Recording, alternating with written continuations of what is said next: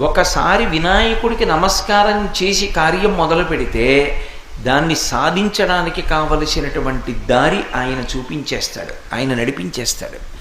అందుకే వినాయక అని పేరు. వినాయక అంటే విశిష్టమైనటువంటి నాయకుడు. అంత గొప్ప నాయకత్వము ఉన్నటువంటి వాడు కనుకనే ఆయన కేవలము ఒక్క నమస్కారము చేత ప్రీతి పొంది మనని గమ్యం చేర్చడంలో మనకి బహుధా ఉపకరిస్తాడు. అంత గొప్ప స్వరూపము కలిగినటువంటి వాడు. అటువంటి విఘ్నేశ్వరుడు గణాధిపతి. ఆయనని ఎవరు నమ్ముకుని ఉంటారో వాళ్ళకి ప్రతిబంధకాలు కూడా రాకుండా ఉంటాయి. అంటే అడ్లొచ్చి కార్యక్రమం జరగకుండా ఉండేటటువంటి విధానం లేకుండా అడ్డు తొలగించి కాపాడతాడు. ఒకసారి వినాయకుడికి నమస్కారం చేసి కార్యం మొదలు